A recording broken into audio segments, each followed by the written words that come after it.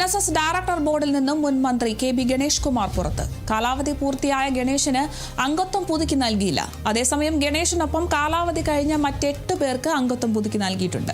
ഗണേഷിന് പകരക്കാരനായി BR K ബാബുവിനെ ഉൾപ്പെടുത്തുകയും ചെയ്തിട്ടുണ്ട്. സ്ഥാനം മാറിയും തിരിഞ്ഞും വരുമെന്ന് ഗണേഷ് കുമാർ പറഞ്ഞു.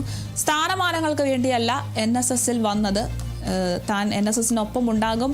ഡയറക്ടർ ബോർഡ് അംഗത്വം പുതുക്കി നൽകാൻ ആവശ്യപ്പെട്ടിട്ടില്ല എന്നും ഗണേഷ് കുമാർ പറഞ്ഞു.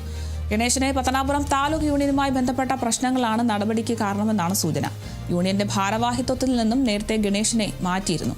പത്മ കഫേ നിർമ്മാണവുമായി ബന്ധപ്പെട്ട സാമ്പത്തിക ക്രമക്കേട് ആരോപണങ്ങൾ NSS പത്തനാപുരം താലൂക്ക് യൂണിയനിൽ വലിയ വിവാദത്തിനൊക്കെ കാരണമായിരുന്നു. അഴിമതി ആരോപണങ്ങളിൽ പ്രതിഷേധിച്ച് 19 അംഗ ഭരണസമിതിയിലെ 11 പേർ ഒരുമിച്ച് രാജിവെച്ചിരുന്നു. ഭൂരിപക്ഷം അംഗങ്ങളും രാജിവെച്ചതോടെ പത്തനാപുരം താലൂക്ക് യൂണിയൻ NSS സംസ്ഥാന നേതൃത്വം പിരിച്ചുവിടുകയും ചെയ്തിരുന്നു.